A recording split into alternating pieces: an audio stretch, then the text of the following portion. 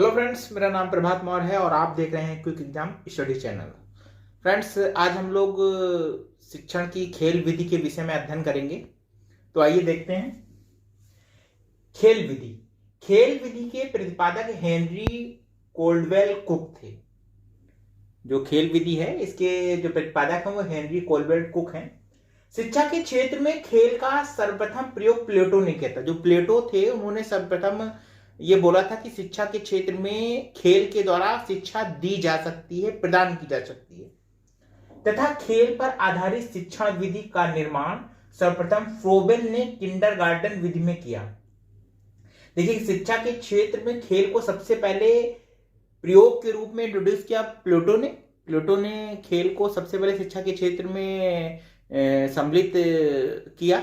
और उसके बाद में जो फ्रोबेल थे इन्होंने शिक्षण विधि में खेल विधि का प्रयोग करके किंडरगार्टन विधि का प्रतिपादन किया, किंडरगार्टन विधि बनाई।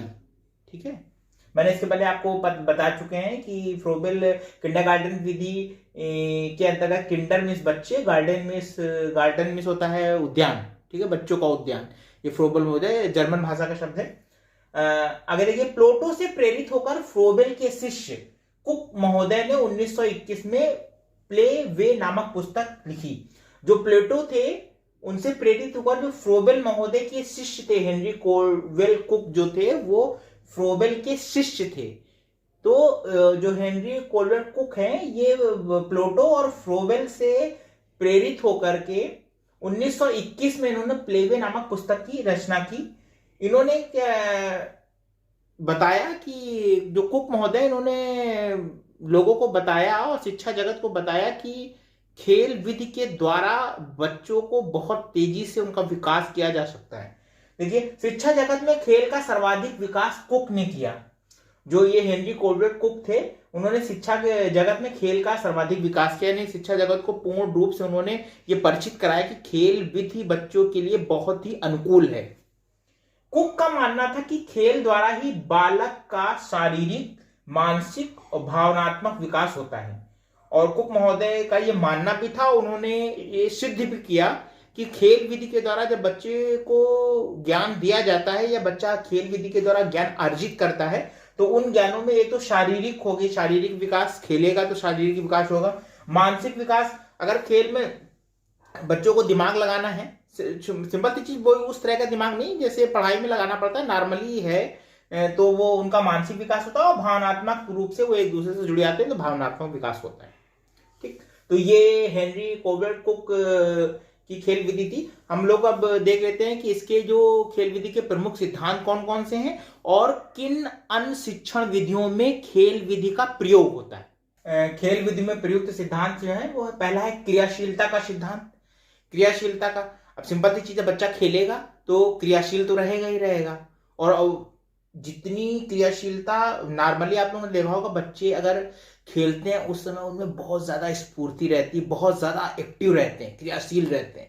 ठीक, तो पहला तो क्रियाशीलता का सिद्धांत है। दूसरा है स्वगति का सिद्धांत, यानी कि इसमें कहा गया कि बच्चों को अगर जो सीखने वाली चीज है वो अच्छी लगेगी तो वो अपनी गति से, अपनी स्पीड से सीख सकते हैं। अगर जितना चाहे वो सीख सकते हैं।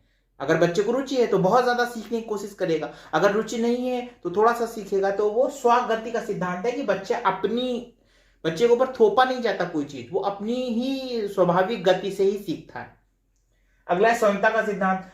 बच्चों को खेल विधि में पूर्ण रूप से स्वतंत्रता दी जाती है, उनके खुद वो स्वतः ही वो कार्य करें, उनके लिए कोई दबाव नहीं कराया जाता, ना उन्हें कोई बंधन में नहीं रखा जाता। वो पूरी तरह से स्वतंत्र होते हैं, जो चाहे वो करें, जैसा चाहे वैसा खेलें, जैसी शिक्षा है, जैसा चाहे जितनी चाहे उतनी ग्रहण करें, जितनी चाहे वो ना करें। इसलिए स्वतंत्रता का सिद्धांत इसमें आता है। अगला है मानसिक विकास का सिद्धांत।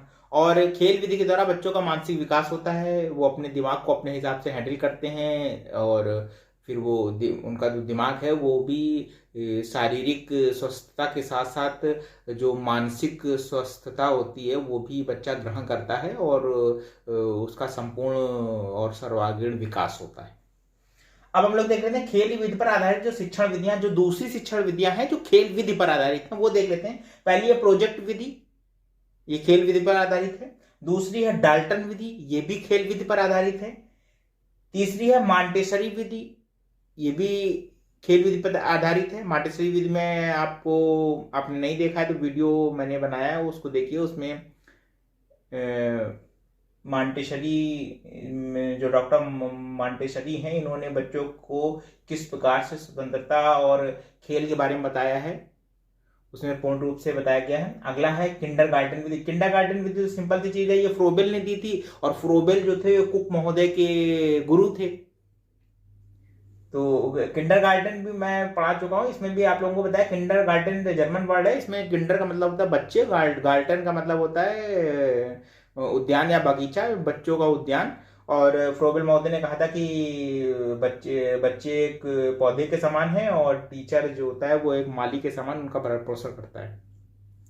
तो आपने देखा खेल विधि में जो प्रयोग सिद्धांत है वो क्रियाशीलता का सिद्धांत प्रयोग होता है, स्वगति का सिद्धांत प्रयुक्त होता है, स्वतंत्रता का सिद्धांत प्रयुक्त होता है, और मानसिक विकास का सिद्धांत प्रयुक्त होता है।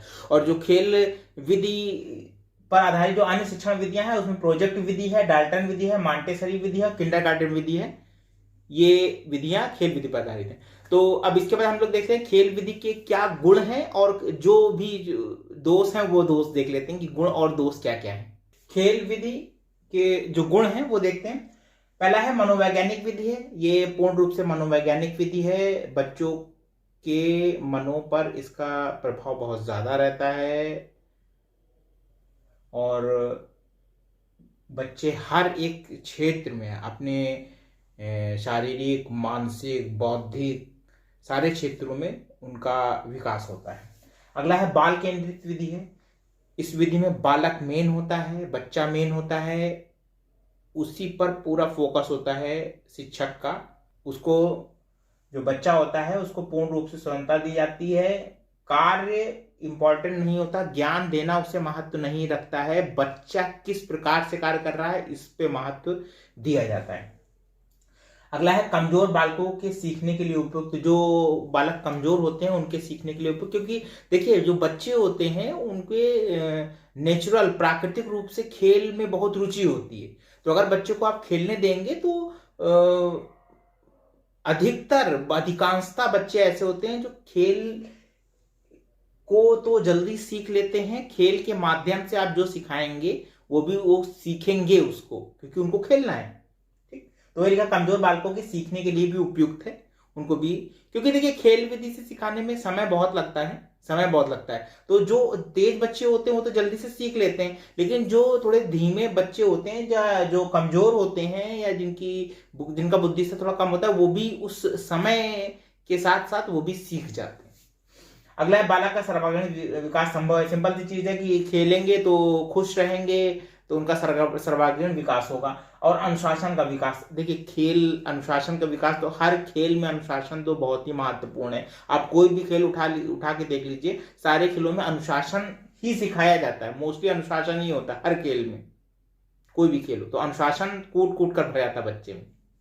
अगला देखिए दोष देखते हैं, ये गुण हो गए। गुण में मनोवैज्ञानिक विधि है, ये बाल केंद्रित विधि है, कमजोर बालकों को सीखने के लिए उपयुक्त विधि है, बालक का सर्वांगीण विकास संभव है इस विधि के द्वारा, और अनुशासन का विकास, बच्चों में अनुशासन का विकास होता है। दोष देख लीजिए, उच्च कक्षा है तो अनुपयोगी है, जो ऊंची हायर कक्षाएं होती है उनके लिए अनुपयोगी है। समय का अधिक लगना, जैसा मैंने भी बताया, तो ये खेल विधि से समय बहुत लगता है, ठीक, बहुत ज्यादा समय लगता है, इसलिए ये अनुपयोगी है। इसमें समय बहुत ज्यादा लगता है। छोटे बच्चों की बात नहीं कर रहे हैं हम, अपर लेवल क्लास की बात कर रहे हैं। और अगला है पुस्तकीय ज्ञान खेल से संभव नहीं है। अगर जो किताबों में जो ज्ञान है उसको थोड़ा बहुत छोटी स्टेज पर, छोटी स्थिति पर छोटे बच्चों की बौद्धिक स्तर पर तो उनको दिया जा सकता है, क्योंकि अभी तो उनका शारीरिक विकास हो रहा है, बौद्धिक मानसिक विकास हो रहा है, तो उस समय तो ये चीज सही है। लेकिन जब बच्चे बड़े हो गए हैं, उनका विकास लगभग पूरा पूर्ण हो चुका है, तब उनके लिए ये विधि अनुकूल नहीं है। और खेल विधि के माध्यम से पुस्तकीय ज्ञान नहीं देना संभव नहीं, पूर्ण पुस्तकीय ज्ञान देना संभव नहीं। हाँ, इंट्रोड्यूस कराया सकता है, मिलाया जा सकता है कि हाँ ये ऐसा है ऐसा ऐसा है, लेकिन पूर्ण रूप से ये संभव नहीं है कि उसे पुस्तकीय ज्ञान पूरा दिया जा सके।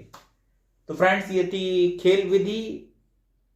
आपको ये वीडियो कैसा लगा? अगर अच्छा लगा तो लाइक कर दीजिए। अगर आपने हमारा चैनल सब्सक्राइब नहीं किया है तो चैनल सब्सक्राइब कर लीजिए और बेल आइकन जरूर दबा दीजिए, जिससे कि हमारे आगे आने वाले वीडियो का नोटिफिकेशन आप तक जल्दी पहुंचे। तो फ्रेंड्स, मिलते हैं एक नए वीडियो में एक नए टॉपिक के साथ। Thank you.